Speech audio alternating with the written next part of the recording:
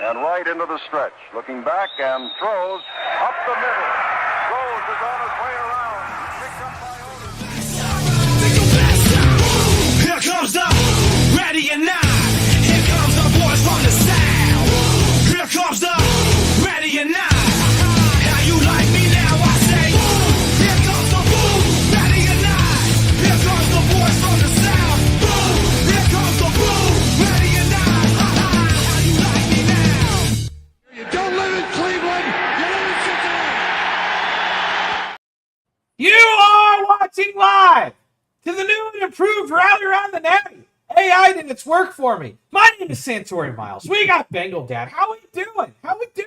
This is cool. Looks professional. It looks We got everybody's getting their new digs right now in the podcast world. We might as well dig ourselves up a little bit. Yeah, it doesn't look like I use Microsoft Paint to do all the other stuff anymore. There you go. All right. No, it looks really good. Good job. If people would actually care and comment, because we got one person watching, we could put comments up on the stage, and it would be great. Well, And we got to work on getting the audience back. Well, listen, I think they're starting to come back a little bit. Well, our one person. Greg's in There's the Greg. house. Good day. See, it's down there in the bottom right. We got it. Greg's There it there. Dart's there. But it's We've awful got small. Holy cow. Hold on. I forgot how old I am. I can change it. Medium, big, That's good. Right there's good. tall, There you off go. to the side, wide. No, Woo. over to the right. There you go. Oh, awesome. It's covered up Chop Shop. That's all right. We're still learning. We You got raise a it lot up of a little stuff. bit. I don't think I can raise them up, actually. But This is going to be the tech version of the Rally Around the podcast Natty. tech version of Rally Around the Natty. But no, we're happy. We got a bunch of new digs here, and thank you for everybody who's continued to support us. And we got a couple things to talk about today. Yes, got we do. We got Yes, we video to share. We got information. We got all kinds of shit. What do you want to get started with? Where do you want to start? This is half your show. I think we need to start with Joey's comments because he didn't have his press conference or his media yesterday, I believe it was, because he was out throwing long passes. Apparently, that's something he does every day, but he skipped his presser for throwing bombs. Well, let's pot up Joey. See what he's got to say. I like the hat too, by This the way. is a lot of urgency this year, certainly. We have everything we need. We're deep at just about every single position on the team. We've talked in the locker room this year about, years past. You wonder who's going to make the team, and it was top heavy. And you wonder about the bottom guys, and this year it's guys that were once that top level that were, they're on the team for sure. Now there's a lot of competition at those spots on the 53, 54, 55 at the end of that list. So this is the first year that is really the case, in my opinion, and it's an exciting place to be when you have too many good players. So we're gonna have to. Now it's our job to try to find a way to make this a cohesive unit, and like I said before, build that trust and build those relationships so we can go out and execute. We're going in expecting to win every game that we step foot on the field. There's certainly, obviously, you want to win a Super Bowl, and that's certainly the plan. But you got to take it one day at a time, 1 week at a time, and I'm excited for the journey. Put pressure on guys. I love it. I thrive in it. We'll find out who else does. I know that we have the kind of people that want to be in that spot. I want everybody talking about the Bengals. I want everybody talking about what I'm saying in my press conferences.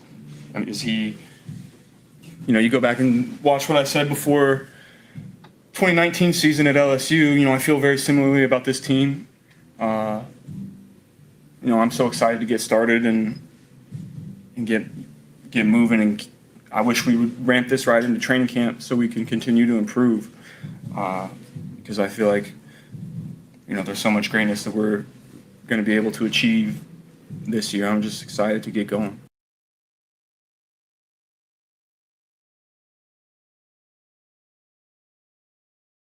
There you go. I like we were it. mute. We were Yep. muted. Okay, I like He's it. excited. I'm He's excited. excited. I like a few things. I mean, I jotted down a few notes. There's some things he said that I thought were key. One of the last things, he didn't use the words "raise the Bengals brand," but that's really what he's talking about. He wants everybody talking about him, his press conference, what the Bengals are doing. He definitely wants to elevate the brand. He talked about really how the depth chart before was so top heavy. They knew who was going to make the team, and then you just had a cast of characters. Now it's like the guys that you know are going to make the team. You don't know if they're going to be the starters or not. Yeah, I like they've the raised the rising floor. waters of competition. I like that. Yeah, they've raised the floor, which is a really good thing. You don't see that too often with teams, and they've done a good job constructing this roster. He tempered his comments a little bit about the Super Bowl. Now he said it's the plan instead of we're going to win, which is fine. He probably doesn't want to get his head knocked off every Sunday for that comment. I really thought it was interesting the way he compared the feeling and I guess maybe the roster and the talent level to what he had at LSU. The feelings that were similar to what they felt in 19 at LSU. Well, I think at LSU, I know you like LSU, but I don't think you remember the 18 season at LSU.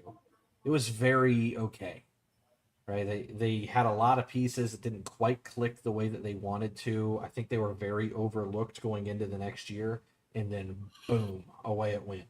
And I do see some similarities in that. I think that the Bengals have kind of put themselves in a spot to where most people nationally don't take them ultra seriously, so they are a little overlooked. But I think if you look at the meat and potatoes of what they've done in the offseason, it's just raised the floor everywhere. Yep. You can add as many superstars as you want, but you're only as good as your weakest link. And they made their weakest links pretty damn strong. Yeah, and I like the way he's not shying away from the expectation, the pressure. He said he loves it. He likes to try to rise to the occasion. He wants to see who wants to come along with him. Mm-hmm. I think he's going to challenge guys, maybe more than he has in the past. Well, I think that they've done everything to set themselves up, and it's up to them at this point. Yeah, he normally speaks a little more vague than that, but he's beginning to be a little more pointed in his comments. That can only be a good thing. They've done the front office, and I don't think I've ever got to say this, has done everything it needed to do. They have given Zach and Joe every single ounce of everything that they need. Truly. It is on them at this point. Hmm? I don't know how many times we've been to a season and go, well, you're seeing the issue of not taking this seriously, or now you're seeing, this rearing its ugly head of not preparing for that correctly. They're fine. They've got the depth. They've got the superstar quarterback. They've got the offensive line. It looks like they've got the pass rush now. Well, good teams put people in pressurized situations, put players in those situations if you're really, really serious about winning. Mm-hmm. And Joe can handle it. Joe's ready for it.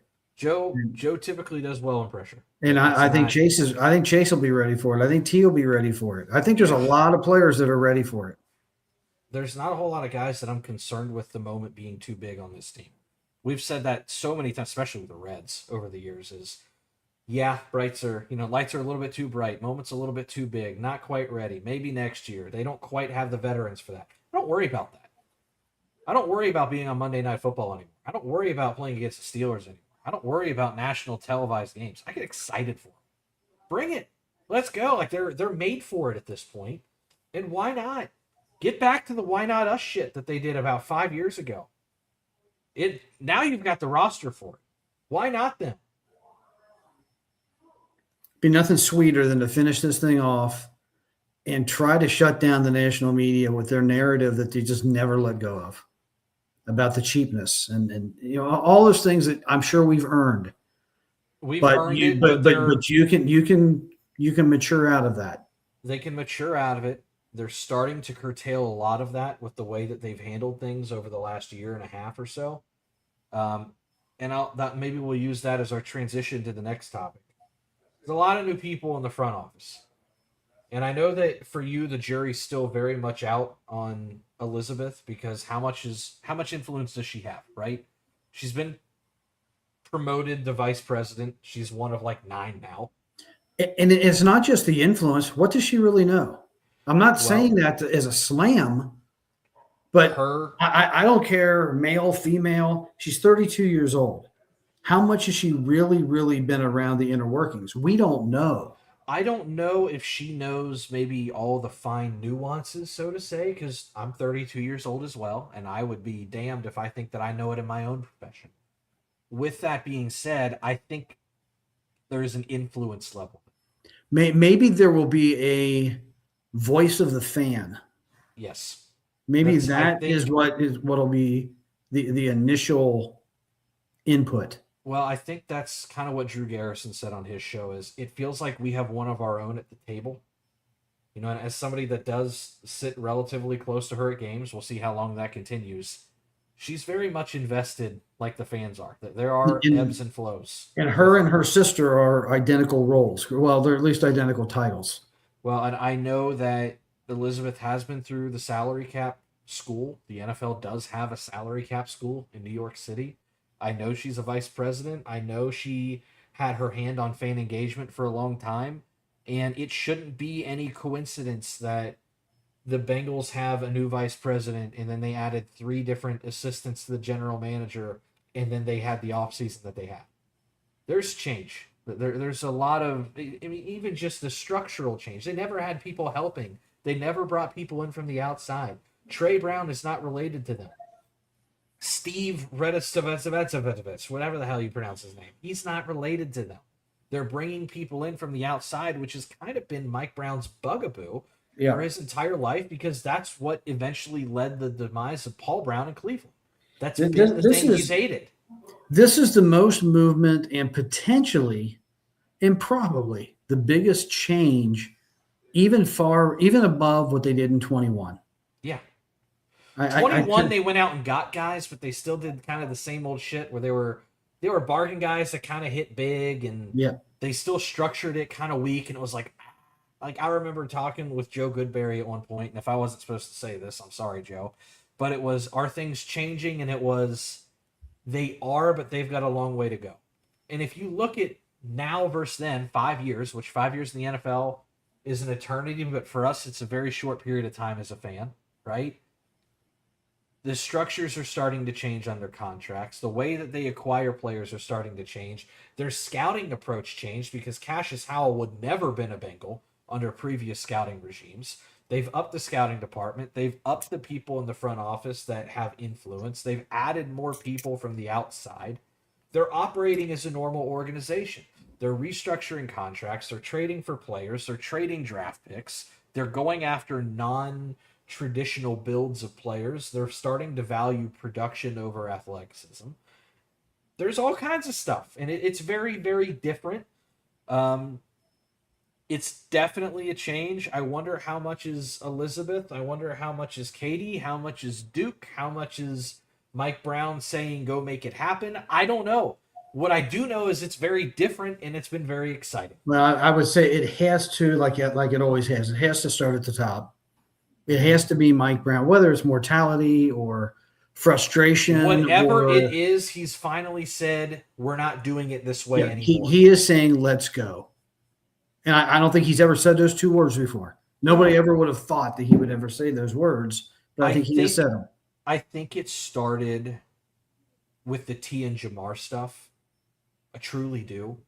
There were some rumblings that it was, we need to get this done. And I heard some rumors that he wasn't thrilled with how Katie was handling the situation, and at one point said, just get it done, whatever it takes at this point. So there's been some chatter in the Bengal sphere that Mike Brown's been more aggressive, and the results are there. I mean, we've always said, like, you know, I understand better with my eyes, right? Or I hear better with my eyes, or whatever the old adage is. That's what it is. I'm seeing different approaches. There's track records of this team operating copy and paste the same way since about 1992. They don't do that anymore. So we've got all these changes, philosophical positions in the front office, trades that are being made, different evaluations of players, Joe Burrow even being more direct in his comments. The level of excitement appears to be there, which is always there at this time of the year with every team. Yeah. But I think ours might be a little bit more than it typically is. At least Joe seems to make the comments that it's more than it has been. So the question is, what is the success rating? How do you determine, or what is the expectation? Does it have to be a Super Bowl? Does it have to be an AFC championship? Is it making the playoffs? What is it that defines job well done? Well, I think you could start on the inverse and saying what describes failure. And that would, I think, immediately not making the playoffs would be Certainly. That's why I didn't go any further than that. I didn't go to winning record. I didn't go to any of that stuff. If they go 7-9, it's going to feel weird. But if they make 7-9 to make the playoffs, it's like, I don't know. I don't know if I would feel successful. I would not call that success. I would say double-digit wins typically gets it done for the playoffs. So I would say minimum 10 wins would be the first step, because there's going to be different levels of this. The penultimate level is going to be a championship, right? And I think it's a matter of optics. I do. You don't want these wins. I mean, I'll take a win as a win in the NFL. You know how I am, though. I like clean wins. Yeah. I like dominance. I don't want to see us hanging on for dear life when we're up by 17 points with 3 minutes to go and it comes down to an onside kick. I would say that kind of stuff needs to be eliminated. I would say there's levels of it. I would say there's probably 5 levels, and I'm going to make up the other 3 as I go here. But the top level would be a Super Bowl. The bottom level would be making the playoffs. And then there's different levels of, maybe they didn't win the whole thing, but how good did they look? Or I would say getting to an AFC championship game would say, yeah, that's immediate success. Well, it would be. I mean, I don't think anybody could say it was a bad season if they got back to the AFC championship. Because they're not expected to do that right now. Well, then let's go with I think I've got the top 3. Win it, make it, or get to the AFC championship game. Those are your top 3. Yeah. The fourth level is some semblance of playoff wins, whether it's 1 or 2, whatever. Probably 1 win. It probably goes make the playoffs, win a playoff game, make the AFC championship, make the Super Bowl, win a Super Bowl. Those are your 5. I would like to see all of it. We all would. Every fan would for every team. The bare minimum I want is getting back to the AFC championship. Okay. I don't think that's level 3 for me. So I think that we can agree that I don't think any of us would be able to say they weren't successful if they got back to the AFC championship game. I mean, we all want them to win the whole thing. Would it be disappointing if they got there? Would it be disappointing if they got there and lost? Yeah, sure. Yeah, sure we would. But at the end of the day, everybody hangs on 21 and 22, and 22 ended with losing the AFC championship game. So add another chapter. Do it. I mean, to say, if you'd have told me in 2018 that this team was going to get to 3 AFC championship games over the course of 5 or 6 years, I'd have looked at you and said you're an idiot. So add it. Make it that way. Make it so. Whatever Picard used to say. Make it so. What else do you got? I don't know. I was going to ask you, what else do you have? You want to talk about our fluctuating boys of summer who sometimes look like they score a bunch of runs and sometimes they don't? I don't think they're fluctuating. I think they're flushing is what they are. They happen to win a couple games against the Mets, and the Mets are god-awful. They have the highest payroll again. Speaking of Flushing, isn't that where they're from? Flushing Meadows, that's where they used to be, from Flushing Meadows, New York. I don't know if Citi Field is there now. No, I think it's but that's where Shea Stadium was. I think Citi Field's in Jersey, isn't it? They did the New York Giants thing. I don't know what I don't know. I just know they spend an awful lot of money, and they are not a good baseball team. We they are have a better. bunch of injuries, but who doesn't? At least we're not the Mets. Yeah, at least we're not the Mets. No, I don't. I don't think there's anything bright on the horizon for the Reds whatsoever. I know they're going to be getting some players back, but those players played. Most of them played at the beginning of the year, and if you look at it, Ellie played good in the first 30 games. Pagan did not play good in the first 30 games. They're not going to have Ashcraft; he's out for the year. Who am I missing? They just got Trevino back. Is Lodolo back, or is he still? Lodolo's back, and he's good one game. He's terrible another. He's just typical Lodolo. That checks out. Hunter Green. They got Blade. I mean, Blade wins Player of the Month, and they have a terrible month in May. Hell yeah. I don't know. Sal Stewart had a great month in April. Has really, really cooled down since. One thing I find fascinating, I do watch almost every game. And every other game, they'll go to Jim Day and get the injury reports. And, Hunter Green is, I guess Hunter Green is scheduled to throw in the minors next week to go 3 innings. He'll probably be back in a couple of weeks if nothing goes wrong. He's getting close. And Pagan was thrown off the mound today or yesterday. So those guys are close. You don't hear a word about Ke'Bryan Hayes. I think they just are hoping, like, if we close our eyes and plug our ears up, he'll go away. Forget about it. I mean, they haven't said a darn thing. I just thought he had a bad back. Most people would say, well, he's had a couple injections or he's doing stretches and it's loosening up. And you don't hear anything about him. No, I think they just royally screwed up there. Yeah, I told you when they did it, I thought they screwed up. They've had a few of those, but with him and then Moustakas and I won't say Castellanos, but Candelario. Did anybody pick up the other Castellanos? Anybody pick him up? Castellanos. Let's see. Nick Castellanos. He was a Padre. What is he now, if anything? Last it says is he got cut. I think he's a free agent. My goodness. He must really not be playing well. He might not. Yeah, he was hitting 191 with 4 home runs. Granted, that's out there in San Diego. Bring him back here. Let him see. Let's see. He is 34. He's getting up there. Well, I'm cooling my jets on to bring him back because Suarez has disappointed me. Now, Suarez has had a couple good games lately, but he's really disappointing. He's also hurt. I saw him catch a pop-up in foul territory yesterday. He really looked like he was lumbering after that ball. He looked slow. I wasn't sure he was going to get there, and that was a high pop-up. I don't know. I still like him. He's fun. But, boy, he's got a massive hole in his swing. It's like he can't hit a high ball, can't hit a low ball. If he gets a hanger, every once in a while he hits it. A lot of times he misses it or fouls it back. He's in the Paul Janish twilight. Yeah, he's I don't know. He's in the Paul. I don't know. It's just they've hung their hat on a lot of these players, and McLean. I don't know when McLean's time is up. It's up. He's not playing well at all. Marte shows some signs. Done with him too. But again, they don't have a. I mean, they're solid players. They are the exact opposite of the Bengals. They don't have a core. They have no floor to rely on, and they don't really have a ceiling. They've got a bunch. They get a player like Blade, and you know what's weird about the Reds? If the Reds get a pitcher and he pitches well, they keep him. Yep. I mean, they've got Maul.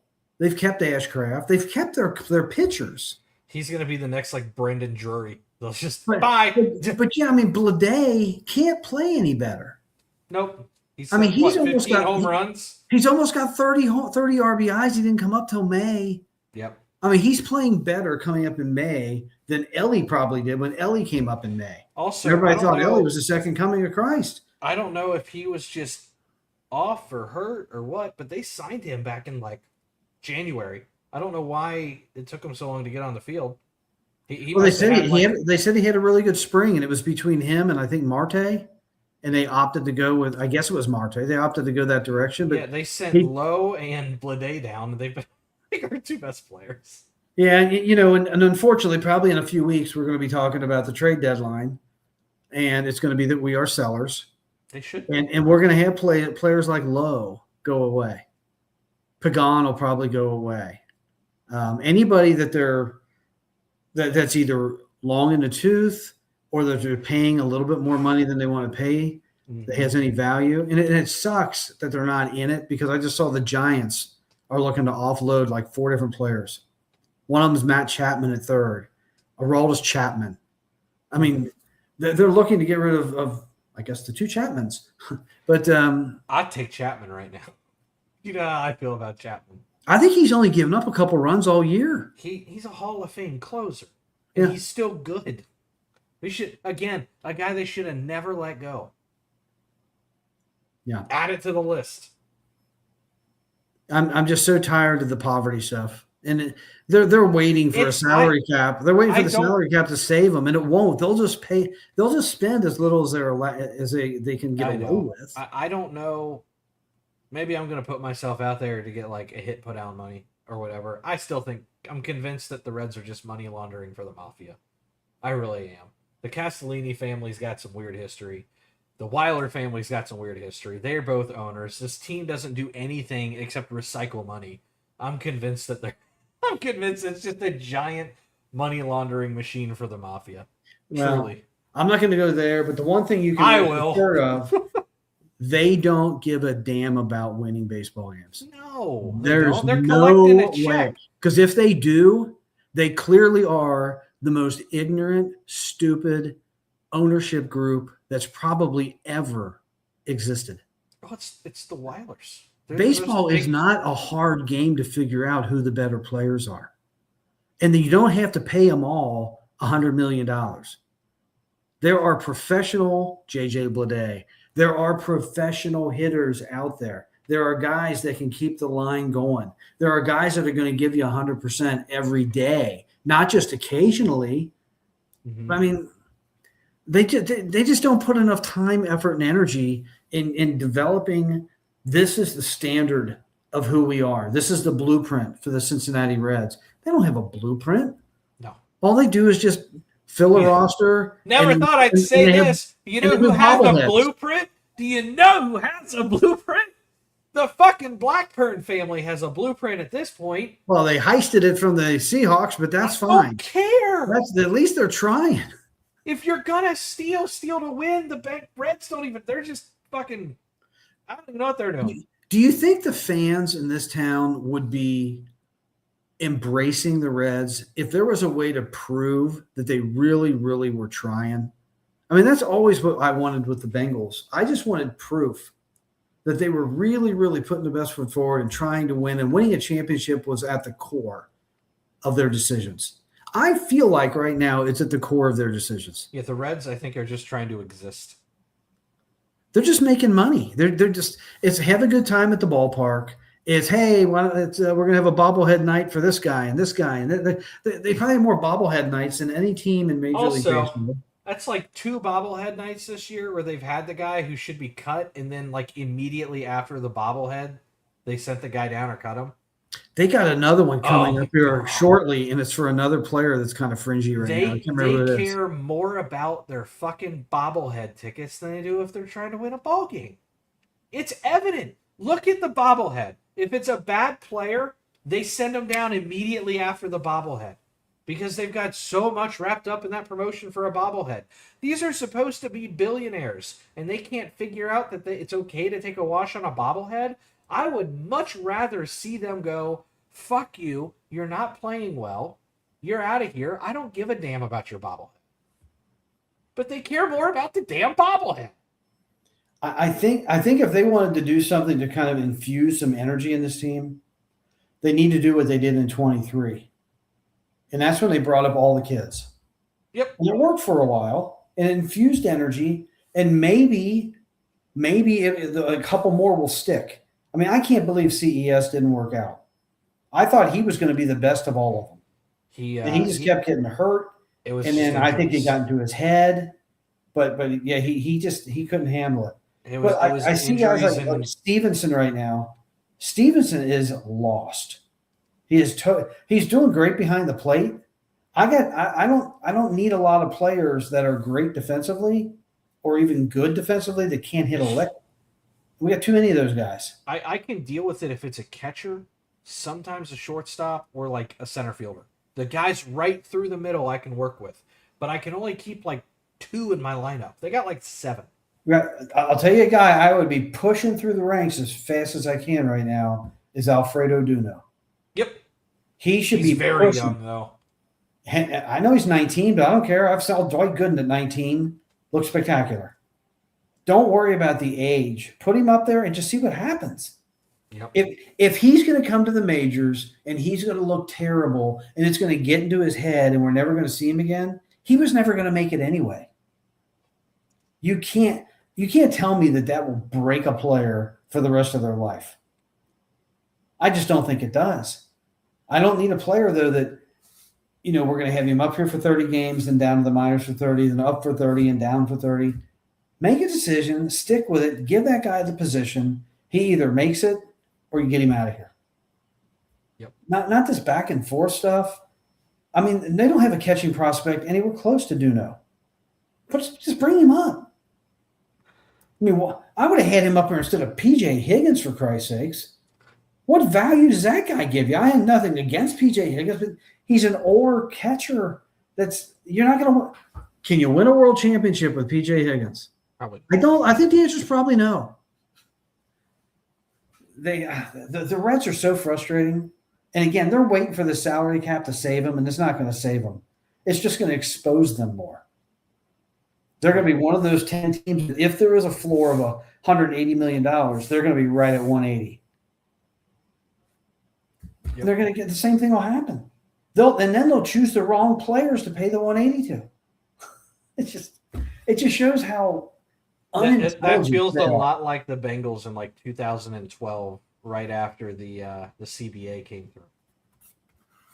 I'd love to get Phil Castellini on here and just say, what the fuck are you doing? Just tell me. You have ruined one of the greatest sports franchises in America. Are you proud of yourself, you Mr. Slick-backed hair? What else you gonna do? What a dick. That guy, I have no use for that guy. I don't care how much money he has, how much clout he has, who he knows, who he blows. I don't care. Phil Castellini is terrible for this city. The Castellini family has fucked up the Cincinnati Reds. For going on 22 years now. And there ain't nobody that can argue with me on that. No, they're terrible. They're one of the worst. If you look at like productivity and there's all kinds of different metrics of like winning percentage and playoff percentage. If you look at all of that, they're typically I think there's 122 of the major 4 professional sports franchises. They're like bottom 5 in all of it. We have got to have some ownership group come in that this is not the way they primarily make their money. It's got to be a hobby. It's got to be fantasy league baseball almost. We got to have a Mark Cuban or, hey, I don't know, the flavor of the day right now would be Musk. Yeah, Mr. Hey, Elon, you want to buy the Reds? Just keep him in Cincinnati. Don't ship him out to outer space to play baseball. Yeah, keep him here. He'll be like, we have Mars baseball now. Well, I guess the home runs are going to go for a while. Yeah, I think so. We got an 8,000-foot fence because there's no gravity. All right. Well, I don't have too much more. I think my wife and I are going to go out to dinner and celebrate some news we got today. And good. That's about it. I ain't got nothing else on the docket, and I won't have much more money to spend for a few months after tonight. So enjoy one last hurrah while we can. You'll be fine. I hope so. I sure hope so. Good layout for the podcast. This looks really, really nice. Thank you. Darth Bengal. Where else are you going to go? That guy's never going to live down that comment. No. And he says it on opening day. What a dipwad. He did it twice. Yeah. Because they interviewed him. Jeremy interviewed him like the next day, and they were like, hey, do you remember you may have said something like this? And he went, yeah. And we went, huh. Fucking idiot. All right. Yeah. For all of us here at Rally Around the Natty, that's Bengal Dad. I'm Santori Miles. Go fuck yourself, Phil Castellini. There you go.